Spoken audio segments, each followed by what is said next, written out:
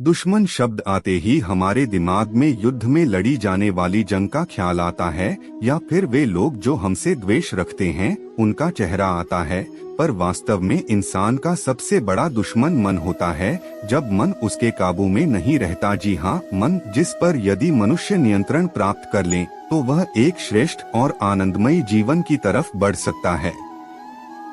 स्वयं भगवान कृष्ण ने गीता में कहा है, मन सबसे बलवान है जो इंद्रियों को वश में कर लेता है। अगर मनुष्य अपने मन का दास बन जाए तो वह खुद का ही विनाश कर बैठता है। हमारी दैनिक क्रियाओं में मन की विशेष भूमिका होती है। अधिकतर लोग अपने मन के मुताबिक ही कर्म करते हैं और मन इस तरह का माया जाल बिछाता है कि इंसान ना चाहते हुए भी इस माया जाल में फंस ही जाता है। मन के वशीभूत होकर इंसान अज्ञानी हो जाता है।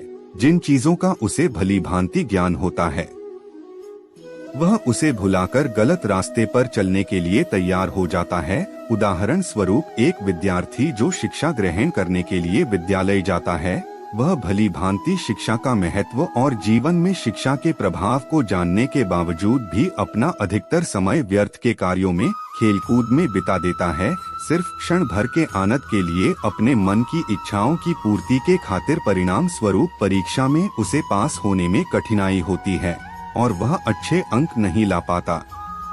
भली भांति यह जानने के बावजूद भी कि यह शिक्षा मेरे काम आएगी, मन एक दुश्मन की भांति मनुष्य को शिक्षा से दूर ले जाने का प्रयास करता है।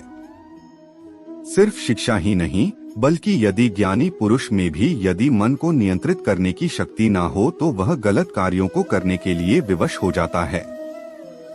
हालांकि इस संसार में जन्म लेने वाले मनुष्य के लिए मन के मायाजाल में खुद को फंसाने से रोकना इतना आसान नहीं है, क्योंकि मन इतना चंचल है कि यह पल भर में मनुष्य को अपने लक्ष्य राह से भटकाकर उसे उन कार्यों की ओर अग्रसित करता है जिससे उसे सिर्फ हानि होती है। इसीलिए हजारों वर्षों पूर्व अर्जुन ने महाभारत के युद्ध के दौरान भगवान श्री कृष्ण से इस मन की चंचलता को रोकने के लिए प्रश्न किए। भगवान और अर्जुन के बीच हुआ वह संवाद निम्नलिखित है। श्री कृष्ण कहते हैं, हे पार्थ, मनुष्य के सभी सुख दुख का कारण यह मन ही है जो उसे इस सांसारिक मोह में फंसाता है। अर्जुन कहता है, केशव, मन कृष्णा कहते हैं, हाँ पार्थ, सभी मनुष्य के भीतर मौजूद एक अदृश्य अंग मन, जिसे मनुष्य छू तो नहीं सकता पर यह बेहद शक्तिशाली होता है। ध्यान रखना, मन आत्मा से बिल्कुल अलग है।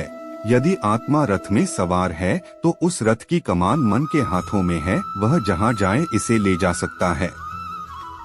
यह मन ही है जो मनुष्य को लालच, लोभ, कामुकता के जाल में फंसाता है और वे सभी कार्यों को करने के लिए प्रेरित करता है जिससे मनुष्य की हानि होती है।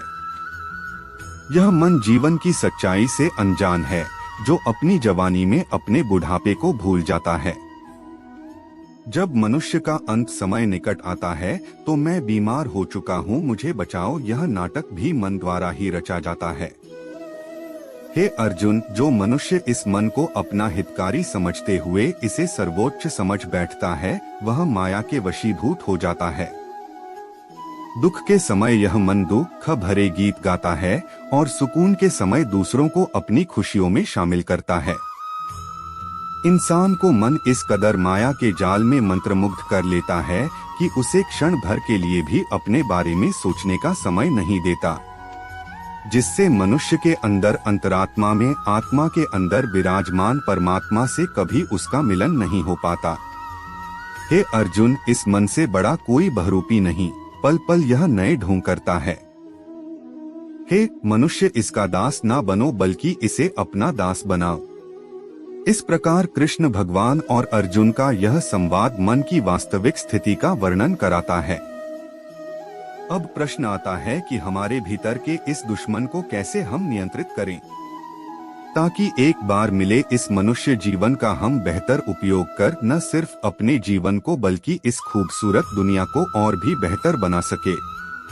इसमें कोई दो राय नहीं कि मन को नियंत्रित करना बेहद कठिन है, मानो पहाड़ चढ़ने जैसा। लेकिन फिर भी कुछ ऐसी छोटी छोटी और उपयोगी बातें हैं जिनको ध्यान में रखकर काफी हद तक मन को नियंत्रित किया जा सकता है, अब हम मन को नियंत्रित करने के कुछ ऐसे प्रैक्टिकल टिप्स आपके साथ साझा कर रहे हैं जो आपको अपने लक्ष्य तक पहुंचने में आपकी मदद करेंगे। पहला, खाली न रहें। मनुष्य जब खाली बैठता है तो निश्चित ही उसके दिमाग में अनेकों विचार आते हैं और उनमें से अधिकतर विचार मनुष्य को उन यादों की तरफ ले जाते हैं जिससे वह दुखी होता है और इससे उसके अंदर हीन भावना प्रकट होती है। वहीं दूसरी तरफ जब आप किसी जरूरी कार्य में व्यस्त होते हैं तो आपको समय का पता ही नहीं चलता। आप मन को नियंत्रित करना है तो अपने खाली समय का सदुपयोग करना शुरू करें। खाली रहने की बजाय आप अच्छी पुस्तकें पढ़ सकते हैं, अपनी हॉबीज पूरा कर सकते हैं।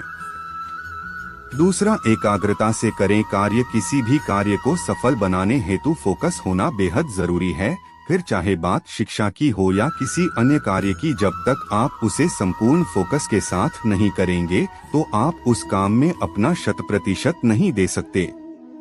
जब आप किसी काम को फुल फोकस करते हैं तो आपका ध्यान किसी अन्य चीज की तरफ नहीं भटकता और आप उस काम को कम समय में बेहतर तरीके से कर पाते हैं।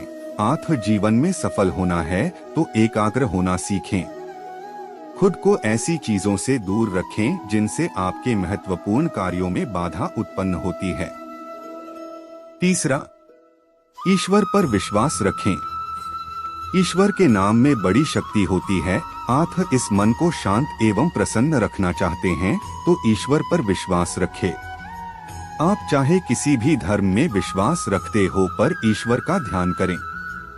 ईश्वर को याद करने से सकारात्मक ऊर्जा आती है और जो विचार मनुष्य को उसके लक्ष्य से बाधित करते हैं वह भी मन से दूर हो जाते हैं। तो जब भी मन परेशान हो ईश्वर को याद करें।